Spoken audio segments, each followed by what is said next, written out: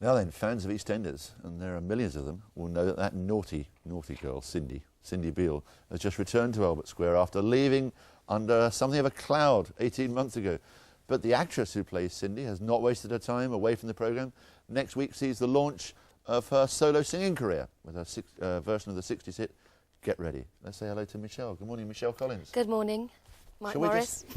Look, should we just... Yeah, look, see? But we can't play it yet, because we can't play it yet, if you see what I mean. Why? Why? Let's just listen to it. It's good, isn't it? It's good. It's very good. Get Ready. It is the old one, isn't it? It's a cover version The Temptations originally did it, and also Diana Ross did it. But the Temptations were the ones who were most successful at doing it, yeah. The accusation always is, oh, no, not another soap star. How do you respond to that? Also, not another one doing a cover version. Exactly, yeah. Well, I mean, I actually started out as a singer. I was a backing singer with Mary Wilson and the Wilsations. Do you remember the one with the Beehive? Yeah. And so I feel that I'm not such a sort of... I'm not a phony, really. It's something that I've sort of dipped in and dipped out of. And, you know, and why not, really? And music and sort of, you know, drama is so closely... And when some of the others who are singing, and we won't mention any of their names, do you think, hey, well, why am I doing that? I was a singer. No? Sometimes, yeah. But, I mean, I came after Anita and Nick had his big hit and everything. So it's actually only a coincidence that this is out, and also Nick had his single out, which is also a 60s song, but That's no right. coincidence That's right. there. What's it like being back in the old square?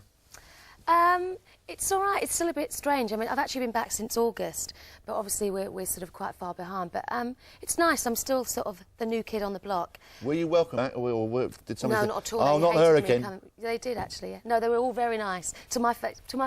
No, they were very nice. I think people you know, it was a nice sort of response, and people were glad I'm back. Originally, did the storyline drive you away? Did the storyline drive Cindy away? Or did you partially say, look, I need a rest, or I need a break? No, what happened was Nick I wanted to go for quite a while before, and I'd sort of signed a contract, and I wanted to stay sort of about another sort of 6 months or so. So they worked in this sort of great storyline where we could both go off together, and luckily enough, they didn't kill us off, which was really nice. So, which obviously left it open for us to go back again. Is it a kind of roller coaster thing working on a job that consumes you, what, 5-6 days a week with, what, 5 a.m. starts or 6 a.m. starts sometimes? What kind of a roller coaster is it? One week you want to get out, the other week you want to stay in? I think so. I mean, for me, I mean, the first sort of year and a half was great, and I think the second year, that's when I really felt, you know, I really need to do something else, and you start to sort of get a bit... You feel a bit stale sometimes, and that's what really did me good, I think, is going away and doing something else and coming back and feeling much more confident and relaxed. And it's the old thing about you have to prove yourself. You know, you want to show everyone that you can not only just be an actress in a soap, that you can do other things. But then you'll meet a lot of soap actors and actresses who immediately say, and probably quite rightly too, the fact that we're in this kind of soap proves we can act. That's the line that they would take. I suppose so. I mean, yeah. I mean, being in EastEnders is the soap that I would like to be in. Obviously, if I had any other choice, it's great being in it. But a lot of the time, I think people tend to get used to you, seeing you as that character all the time, and sometimes they forget that you're not that person. You know, especially if you do it quite well and they believe in you so much. Your character Cindy bouncing between Woksey and Beale. Did you get a lot of flack for that? Personally, I mean, you walked in the street and you're a naughty girl. People thought that I was a bit of a... She's going to tell me off for knocking the table, isn't she? No, they're not. Oh. People thought I was going to be a real bitch when they met me. You're not listening to me, are you? Yes, I am. I'm enthralled. No, they thought I was going to be a bit of an old tart when they met me, I think. A bit of a bitch, you know. But when they met me, they realised what a nice person I was, I think, really. And I was such a good actress because I was totally different from my character. But was it... She said coquettishly. Yes. Was there a time when you said, oh, look, come on, can't you lighten up my character a bit? Give me a break, you know. No, I liked my character. I liked playing that part. You know, it's sort of it's everyone's sort of dream to play a nasty character, I think. You know, it's why people love Joan Collins and people love, you know, they love the sort of the bitch, I think, and also, you know, that people had a lot of sympathy with her. She wasn't just a bitch. I mean, she had, you know, she had a lot of problems, and I think a lot of, especially women, really understood what she was going through. They could relate to her problems. What do you think now? I mean, it's difficult to ask you because you've returned, but do you think you'll now have a long-term stay? I'm going to stay for a fair amount of time. You know, at the moment my sort of contract is fairly sort of I can't really talk about it, but it's not. I'm not on a sort of a huge. Well, it's fairly awful. We're working on it. You know, it's. I'll be there for a while. Put it that way. Are you? You're not. You haven't a team of accountants walk onto the set with you every morning, do they? No. What? Team of accountants? No.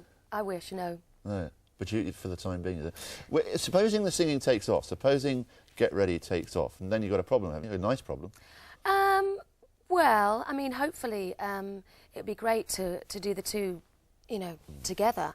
I don't think so. I mean, EastEnders is only sort of 5 days a week. I mean, it's hard work at the moment. We're doing, it's coming out on Monday, by the way, the 16th. So we're doing lots of PAs and radios and things like that. So I'm having to sort of dart off from filming and doing that. So initially it's hard work, but, you know, I don't see why it's not possible. Did you see Laura Davis singing earlier on? Do you think you can compete with her voice, little Laura Davis? Did you see that? Oh, hyperactive child. She reminds me of the little boy I've got in EastEnders. Never a dull moment. She's a handful, but she's very well at the moment, thank goodness. Yeah, I know. Yeah. It's very good. We'll chat to you later, Michelle. Thanks for joining. Okay. Yes, Paul Gambaccini's going to... Very much. And of course that's about his moving to Los Angeles, having grown up on the East Coast, and our first film is about rating a 6. Not too bad. We were talking earlier on about Grand Canyon, and obviously we were saying, Neil, that you've got experience of living in Los Angeles. Yes. The extraordinary thing to somebody who visits seems to be that you can have a very affluent area and within minutes you can drive off a main street into an area where you feel instantly threatened, don't you? And there's nothing about your lifestyle, any of the privileges that you have living in Los Angeles that can cushion you from that. This is true. The neighborhoods are very, very distinct and separate, but I don't know, I've lived in Los Angeles for 20 years, and I go wherever I want to go. I've never really felt any fear. But there is that underlying, you know, concern that it could be dangerous. But isn't that because it's so different from the city in which we both grew up, New York? Because the neighborhoods are so segregated that you can spend your life without visiting whole parts of the city. That's true. I mean, I probably didn't go into New York City from Brooklyn until I was 14 or 15 years old. So that's true. You don't really move from one neighborhood to another. But Los Angeles is it's where I live now, and it's kind of unfortunate. But I think we're moving in a good direction. We have a Democratic president. And that's well, he will be in January, and I think there'll be some changes made. We've talked a lot about, on this programme, lots of people who have come in from Los Angeles about obviously the riots. Do you think that led to a sort of impetus for change in America, which is one of the reasons why people wanted this change of politics to go over to Bill Clinton? I think that was part of it. There's so many things that have come up over the past 12 years during the Reagan and Bush administrations that have troubled many people and have not really been dealt with, kind of swept under the carpet. And I think this administration will deal with these things head on, and they've got the full support of many, many active people, including myself, and we will do what we can do to improve these situations.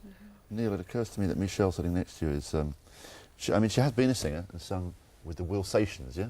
That's right. But she's entering a business which has its perils, and only today, in one of the papers today, there's a reminder of a dangerous night you had at the Albert Hall. Yes, that's right. Take us back to the Albert Hall and what nearly happened to you. I played Royal Albert Hall, I think it was in 1970 or 71, and we did the show, and it went very well, and I left through the back entrance, and there's a kind of an alleyway back there, and I didn't realize it, but there were 300 or 400 kids out there waiting for autographs, and I closed the door, and I said, well, I'll sign some autographs, and they charged at me and pinned me up against the wall, and we had to have the police come and extricate me, and it was quite dangerous. It was frightening. It was frightening. I was scared that they would be hurt, and I was scared that I would be hurt also. I mean, phrasing this very delicately, they were very nearly removing rather important bits of your anatomy, weren't they, at one point? Well, they didn't remove any. Well, there was an attempt. It was very intimate, if you can be intimate with 300 people, you know. A little too intimate for my liking. But you mentioned, you see, you lived through all the great days as well. I mean, you were with the Stones and Beatles and so on. Was that, in a sense, the most exciting era in terms of being an explosive era? In pop music? It was very exciting, for me especially, because it was my first chance to have my music heard. I was becoming a chart artist, as opposed to a songwriter knocking around and beating on doors and trying to get my music heard. So it was very exciting for me, frightening and yet exciting. But I mean, as Gambo, you've got one of the great experts on pop music sitting next to you. As Gambo knows, the Beatles and Stones and the groups buried a lot of solo artists. That's right. Now, Neil's come through it.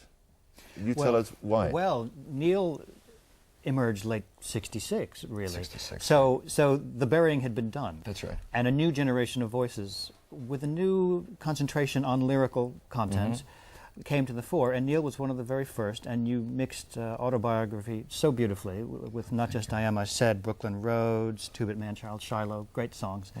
And what was very impressive about your early achievements was it was on a minor label, Bang Records. Tiny label. Tiny label, but constant hits, and then moving to a big label, and then, of course, going international once you were on Uni Records. But Neil was one of the first of the singer-songwriter wave, which became so very popular in the early '70s. Yes, I was lucky. I had not had any success before the Beatles or before Bob Dylan, so I didn't have to overcome that success. The Beatles had come in and they brought the entire English wave over to the States, and I was lucky. Somehow I was able to survive. See, Michelle's a successful actress here, but I'm on a small label actually as well, which I think is better for me, really. But time and again, you come back to the theme that Neil and Gambo have just spoken about is if you can get to write your own material, do original material, that seems to be the clue to survival, doesn't it? Oh, definitely. I mean, we're doing that. I mean, it's only obviously the first one is the cover version because we just thought it was a good launch, really. But I'm working with a couple of songwriters, so that is the main thing. Is to I mean, that's so important for people to take you a bit more seriously, I think, as well. And let's ask Neil the joy that a writer gets from unexpected cover versions, like when UB40 did Red Red Wine. That was a surprise from outer space somewhere. This was a country song that I had written when I may have been a teenager when I wrote this song. It was just a crying in your beer kind of song, and 15 years later I hear it on the radio as, you know, with a very strong reggae beat. I just loved it. I fell in love with it immediately. So there are surprises left, and that was very pleasant. Good. And you've done it all without a coffee table book on erotica or sex? We're working on It's one. coming. I'm working. That's my Do you want to see mine? the last desperate act. You know, the records are not selling when you start to take your clothes off. Absolutely, it's true. And I'm sure yours is going to sell. Christmas album, 14 classic Christmas hits. Yes. Coming up, I'm sure it'll sell very well. Best of luck with that. Thank you very much. Michelle Collins, the actress, the singer, the singles here, the album's in January, yes? Yes. Get ready. Good luck. Hope it's Thank you very much. Thank you. Gambo, we'll see you next week, looking at the films rather Exactly. than the videos. I'm ready. Show goes on Monday when